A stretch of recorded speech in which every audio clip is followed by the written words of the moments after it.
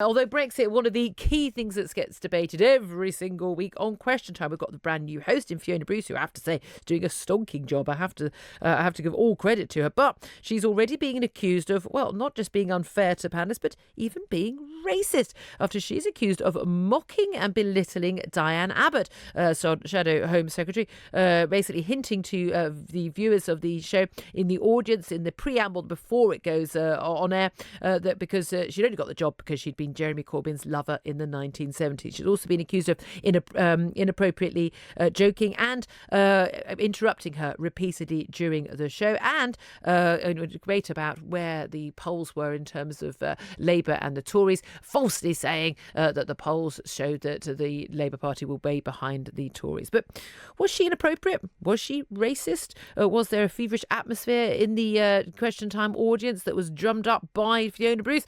Let's talk to one of the panellists sitting alongside Diane Abbott, political commentator and author Isabel Oakeshott. Good morning to you, Isabel. Good morning. Good morning. Well, there was absolutely no love lost between you and Diane Abbott on the panel, but then that's part of the point of Question Time, is a lot of people who've got strong views who are often disagreeing on key issues and debating them with the audience. Do you feel that Diane Abbott was unfairly treated or treated in a racist way by Fiona Bruce? Categorically not. I mean, I observed nothing but complete professionalism from the presenter, Fiona Bruce. She was entirely even-handed, and all of us who go on Question Time know that it is a robust and lively forum, and, you know, you're lucky to escape some mocking and jeering from the audience. I get it every time I go on, you know, in varying measures. Sometimes I get more of a kicking than others. That's the nature of the beast, and anyone who signs up for the programme knows that it's going to be a bit of a rocky ride, and, you know, there are going to be, metaphorically, punches thrown. And in a week like last week, one of the most extraordinary weeks in British politics, it's hardly surprising that the audience wanted to hold Diane Abbott as a key figure, spokesman for the opposition, to account. And the bottom line is that Labour's policy that they've adopted of deciding that they're not going to talk to the Prime Minister until she takes no deal off the table, as they put it, which she is actually completely legally unable to do, has been a massive strategic error. And voters up and down the country are bewildered by it. And, you know, Diane Abbott understandably struggled to defend that position and was rightly ridiculed for it. And this is it. I mean, I've seen many politicians getting ridiculed and booed and heckled and laughed at. And we always know in this country, laughing at a politician can often be their death knell. I mean, the likes of Nigel Farage, the heckling and the derision that he's treated with by many Question Time audiences over the years.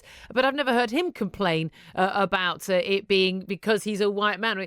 There is an issue. Diane Abbott does get a lot of abuse on social media for being black, for being a woman, particularly for being a black woman. There's no doubt at all about that. But when I've looked through say, for instance, I've tweeted about her, and then someone say, you've now prompted an awful lot of abuse of Diane Abbott as a result. And I look through the tweets, I've been able to find only a tiny, tiny number.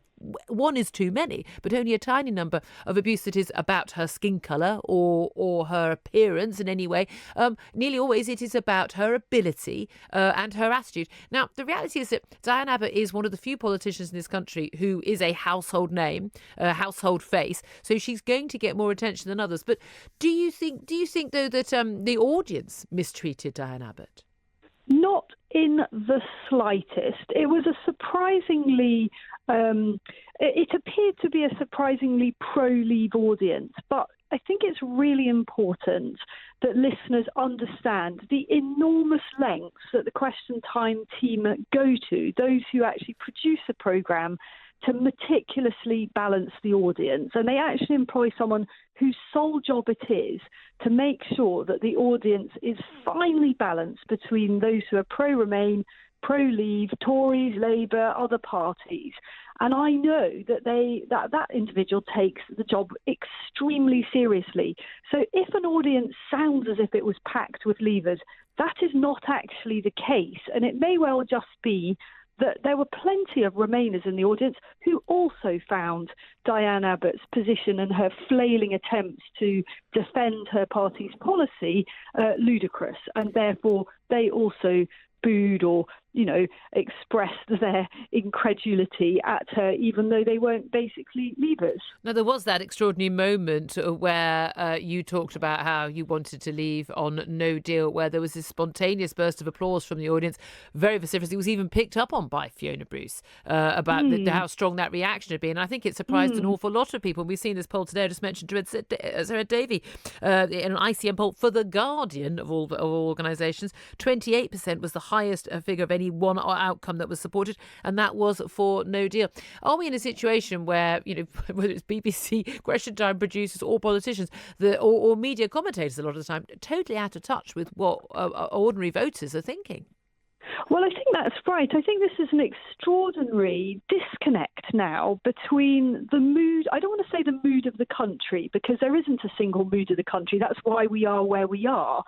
But if there is a prevailing mood amongst not just Leavers, but also Remainers who are just fed up with this and see that we're being run circles by the EU, and that and sense that Theresa May is not going to achieve without compromises that are just too high a price to pay. She's not going to get this deal through. I think there is a feeling now that we should just walk away. And at the heart of this is that despite all the fear-mongering and some justifiable warnings of disruption, people in this country know that we are the fifth largest economy in the world. We are one of the most powerful nations in terms of our defence capability and importance in that role. And they simply don't believe that the sky is going to fall in. In fact, they know that the sky is not going to fall in. And furthermore, many Leavers are actually, in spite of what politicians think, which is that everyone just cares about their precise financial position from one day to the next, many Leave voters are quite willing to take a bit of disruption, a bit of economic instability for a period in order to regain control of our great nation and to carve out a new future.